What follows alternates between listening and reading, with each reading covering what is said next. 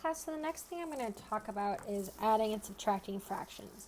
We covered multiplying and dividing fractions because in general, that's thought of as less complicated than adding and subtracting fractions. But we are going to need to know how to do this, so let's go ahead and work through it. So what's really nice is what we're doing when we're adding fractions is we're adding two pieces, hopefully of the same whole. And what we want to do if they have the same denominator, we already know that they're pieces of the same whole.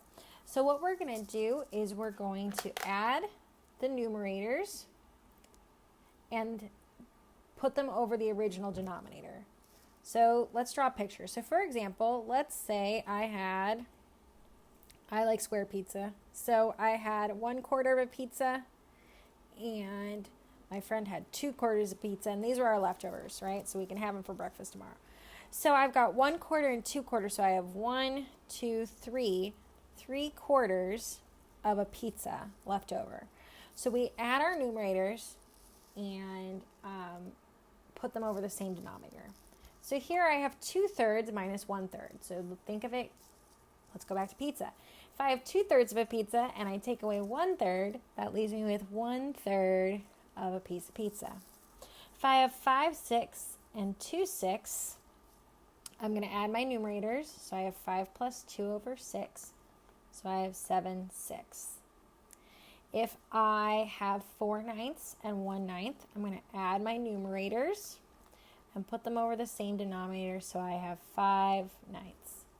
If I have 3/11 minus 6/11, I take 3 minus 6 over 11. That gives me -3/11. So that was pretty good. Where things get a little more difficult is when our fractions have different denominators. So fractions must have the same denominator in order for us to add or subtract them, right? We need to add pieces of the same whole.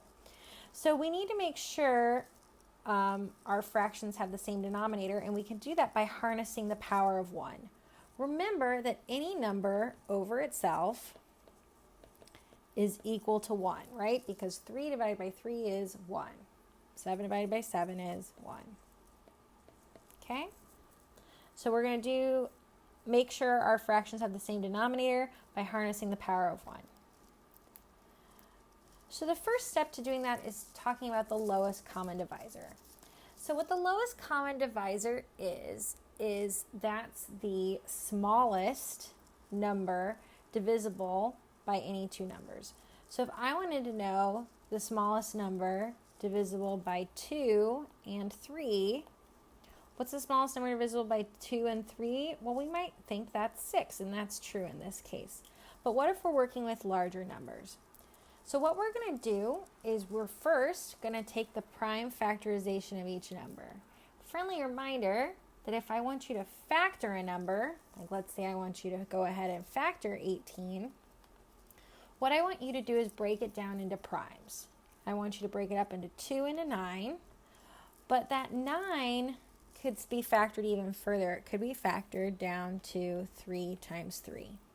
Now, none of these numbers can be broken down any further, right? They're prime numbers. The first few primes are 2, 3, 5, 7, 11, and so on. What's really unique about primes is I like to consider them the atoms of mathematics. Every number is made up of primes, and the list of primes that it's made up of is unique to that number. So something fun to keep in mind. Next, what we're going to do is we're going to write our number as a product of primes, matching primes vertically when possible, and then bring down the primes from each column to find our LCD. So let me show you what this looks like, but the first thing I need to do is factor 12. So 12 factors into a 2 and a 4. 2 is prime, 4 is not, so I need to keep going. 4 oh gosh, guys. Sorry, it factors into a 3 and a 4. 4 factors into a 2 and a 2. So I've got 3 times 2 times 2 would give me 12. So now what I do is I write these as the product of their primes, matching primes vertically when possible. So I like to make like a little grid.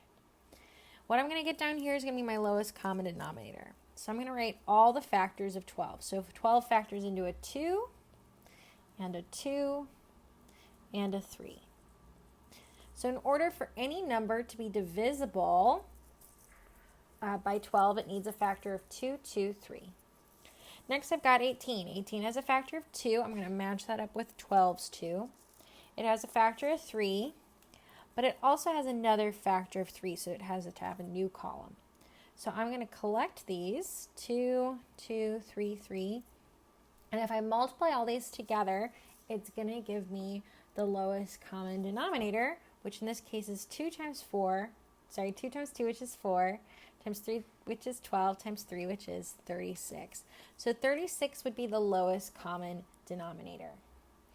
Now that's great and all, but how do I harness the power of 1 to add these two fractions, 1/12 and 5/18? Well, let's go to a quick little blackboard and I will show you. So I have 1/12 plus 5/18. Let's go ahead and add these. And I know my lowest common denominator is 36. So that's going to be the smallest number I can get both these denominators to look like. Now, you may have in other classes multiplied 12 by 18 or 18 by 12, but that gives you a really big, ugly number, right? And what if you don't have a calculator? So I need to do something to make each of these denominators look like 36. So what I'm going to do is I'm going to take 12 and I say, okay, what do I multiply 12 by to get 36? Well, that's going to be 3. But remember, when I'm multiplying fractions, I need to multiply the top and the bottom by 3. And this is how we harness the power of 1, right? 3 over 3 is 1. All right, what do I multiply 18 by to make it look like 36? Well, that's going to be 2 over 2, which is 1, right?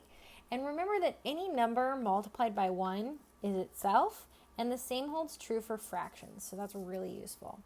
So this gives me 3, because when we multiply fractions, we multiply the numerators and multiply the denominators.